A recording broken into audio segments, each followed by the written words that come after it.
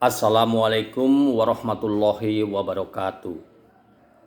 Puji syukur kita panjatkan kehadirat Allah atas limpahan rahmat dan karunia. Alhamdulillah pada pagi hari ini kita bersama-sama dapat bertemu dalam acara perkenalan siswa baru untuk mengenal lingkungan sekolah atau MPLS. Kebetulan pada pagi hari ini Pak Bambang akan membawakan sebuah pemaparan tentang materi kesadaran berbangsa dan bernegara. Oleh karena itu, adik-adik kelas 10 calon siswa baru yang saya banggakan, bahwa kehidupan berbangsa dan bernegara ini adalah suatu kewajiban bagi seluruh rakyat Indonesia yang ada di wilayah tataran negara Republik Indonesia yang terbentang di sepanjang garis khatulistiwa. Indonesia memiliki keanekaragaman baik hayati maupun kebudayaan, sehingga warga negara Indonesia punya kewajiban untuk mempertahankan negara kesatuan Republik Indonesia dengan tingkat kesadaran, baik itu kesadaran berbangsa, kesadaran berbudaya, kesadaran berteknologi, kesadaran berilmu pengetahuan, sehingga terjalin hubungan yang erat antara negara dengan warga negara, sehingga terbentuklah kesadaran untuk berbakti dari warga negara kepada negara sesuai dengan Pancasila dan Undang-Undang Dasar 1945. Ini suatu bukti bahwa kesadaran berbangsa atau bernegara ini merupakan satu bentuk pengabdian dari warga negara kepada negara. Misalnya dalam pasal 30 Undang-Undang Dasar 1945 disebutkan bahwa kesadaran bela negara atau mempertahankan negara adalah kewajiban bagi semua rakyat Indonesia yang telah memenuhi syarat untuk ikut berbakti dan membela negara. Apalagi di zaman pra-kemerdekaan, ketika kita merebut negara Republik Indonesia dari tangan penjajah, otomatis pada waktu itu kita semua sudah berupaya keras ya, para pejuang bangsa untuk merebut kemerdekaan dari tangan penjajah kolonial, baik Belanda maupun Jepang. Tetapi di zaman kemerdekaan tentu cara mengisi dan mempertahankan negara dalam kehidupan berbangsa dan bernegara sebagai bentuk kesadaran berbangsa dan bernegara bergeser nilainya dari merebut kemerdekaan, kemudian berupaya untuk mengisi melalui berbagai jenis kebutuhan sesuai dengan bidang kerja warga negara masing-masing di wilayah seluruh tanah air Republik Indonesia, yaitu dengan berkesadaran dalam bidang teknologi misalnya, sehingga mereka tidak ketinggalan zaman, tetapi di mana teknologi dan ilmu pengetahuan ini, IPTEK, itu dipergunakan untuk memperkuat kesadaran berbangsa dan bernegara, sehingga dengan teknologi yang baik dan canggih ini dapat digunakan untuk sebesar-besar pembangunan, baik pembangunan infrastruktur maupun pembangunan mentalitas bangsanya.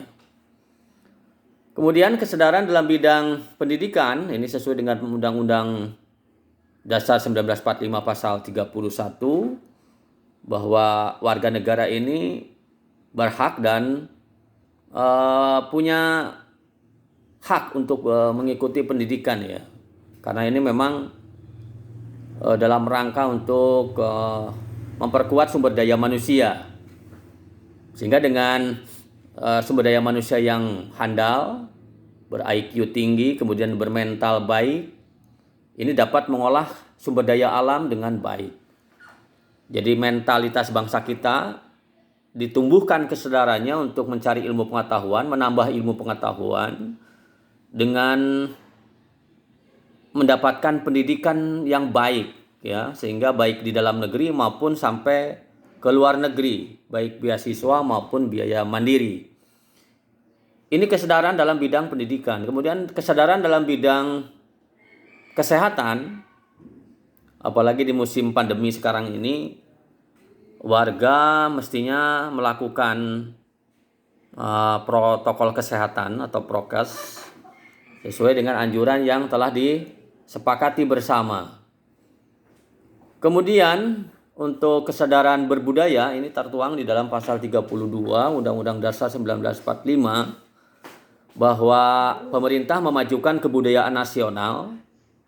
Ciri suatu bangsa yang maju dan sadar adalah dengan adanya kesadaran dalam bidang budaya. Budaya ini menunjukkan bangsa. Kalau budayanya baik, maju, maka bangsanya baik dan maju pula. Oleh karena itu, dalam bentuk kebudayaan ini diharapkan dapat memperkenalkan budaya kita kepada warga negara lain, sehingga budaya kita tidak hanya dikenal di dalam negeri sendiri tetapi bisa mancanegara. Apalagi Indonesia memang luar biasa ya, dari berbagai wilayah negara Republik ini ada berbagai macam suku bangsa, adat istiadat, budaya, bahkan agama yang berbeda-beda tertuang sesuai dengan kesadaran berbineka tunggal ika. Diharapkan bahwa budaya yang satu saling menghargai dengan budaya yang lain sehingga menambah kekayaan budaya nasional. Jadi budaya daerah yang ada di wilayah negara Republik Indonesia di wilayahnya masing-masing dapat memperkaya kebudayaan nasional. Dari sekian banyak suku bangsa yang ada di negara Republik Indonesia, ratusan perbedaan dari kebudayaan yang ada bukan penghalang tapi justru dapat meningkatkan kesadaran bagi setiap warga negara bahwa kebudayaan adalah merupakan sarana untuk mempertahankan jati diri bangsa. Ini dalam bidang kebudayaan. Pun dalam bidang perekonomian, mestinya setiap warga negara punya hak atas pekerjaan dan penghidupan yang layak.